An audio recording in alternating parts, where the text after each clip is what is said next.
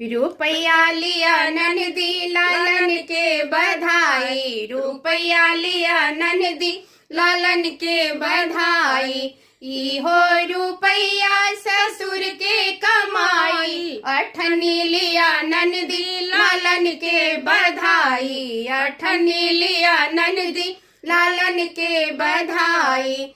इहो अठन्नी भैसुर के कमाई, इहो अठन्नी भैसुर के कमाई। चौवनी लिया ननदी लालन के बधाई, चौवनी लिया ननदी लालन के बधाई।